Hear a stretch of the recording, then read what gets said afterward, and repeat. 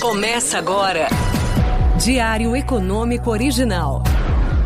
Uma parceria entre o Banco Original e o Canal Rural, com uma análise das principais informações que impactam os mercados, a economia global e do Brasil. Apresentação Marco Caruso.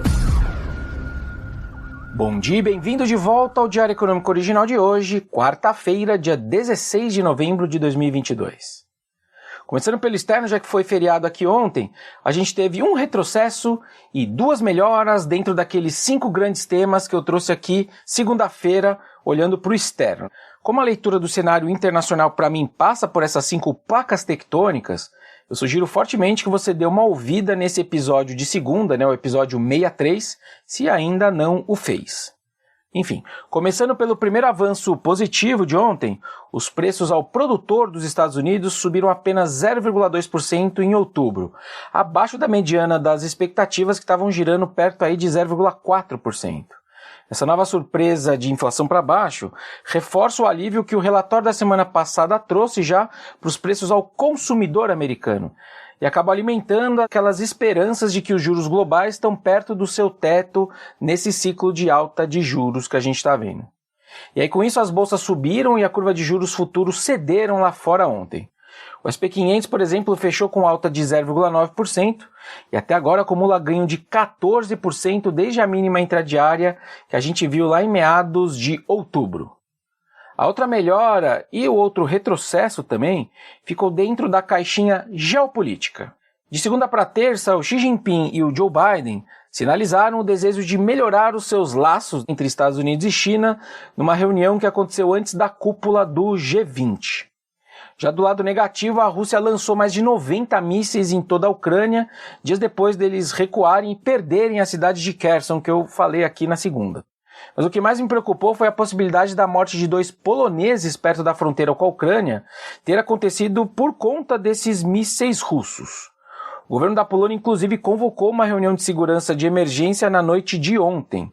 E aí, se confirmado, a guerra poderia tomar outras proporções, porque, relembrando, a Polônia é membro da OTAN, o que poderia invocar o tal do artigo 5 do Tratado sobre Defesa Mútua. Ou seja, atacou a Polônia ou atacou qualquer outro membro da OTAN, você atacou a OTAN inteira. De qualquer forma, os embaixadores da própria OTAN vão se reunir hoje a pedido da Polônia, com base agora no artigo 4 da aliança, quando eles levantam uma preocupação com a segurança de um país membro. Um diplomata disse para o Financial Times que a aliança vai, obviamente, agir com cautela até eles verificarem como que esse incidente aconteceu de fato. A verdade é que a gente pode tentar racionalizar decisões de guerra, dizer que não interessa a ninguém piorar a situação, envolver outras potências, etc. Só que a gente tem que ter claro que alguns conflitos históricos começaram com simples incidentes que aí cruzaram pontos de não retorno.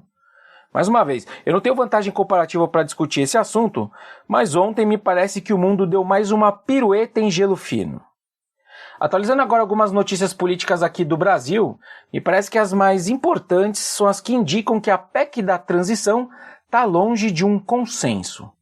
Depois da forte reação dos mercados que a gente viu na semana passada, a gente está vendo agora alguns sinais de resistência no Congresso também, principalmente sobre a amplitude da PEC versus aquilo que o governo eleito gostaria de aprovar. E com a aparente falta de entendimento com os partidos do Centrão, não dá inclusive para descartar a chance de um novo adiamento da proposta. Enfim, a gente vai descobrir hoje. Esse tipo de acontecimento entra naquela narrativa dos analistas de que essa nova configuração do Congresso, que está mais ao centro, centro-direita principalmente, acaba impondo maiores limites às pautas, principalmente às pautas econômicas. Na segunda ainda, saiu notícia de que a equipe de transição vai de fato avaliar uma alternativa mais conservadora para financiar os gastos sociais do ano que vem. O plano poderia ser a retirada agora de 130 bi do teto de gastos no próximo ano, o que seria 45 bi menores do que aquele número mágico de 175 bilhões que estava sendo aventado antes. Vamos ver aí o que eles vão apresentar hoje para o parlamento para discutir em cima de bases mais concretas. Bom, para terminar, eu acho importante trazer a opinião do economista e supostamente ministrável Pércio Arida, membro também da equipe de transição de governo. Segundo o Estadão, que esteve com ele no evento organizado pelo LEAD lá em Nova York, O Pércio entende que não é necessário tornar exceção gastos de caráter assistencial. Leia-se, ele não acha que você tem que tirar o Auxílio Brasil da regra do teto de gastos. A visão dele vai de encontro ao que tem sido defendido por alguns parlamentares do PT, que preferem retirar permanentemente esses gastos do teto. Vamos ver para onde caminha essa discussão e quem é o vencedor desta discussão. Por hoje é isso, turma. Bom dia, bons negócios e sorte sempre. Você ouviu Diário Econômico Original, uma parceria entre o Banco Original e o Canal Rural, com uma análise das principais informações que impactam os mercados, a economia global e do Brasil. De segunda a sexta, às 6 da manhã, no Spotify e YouTube.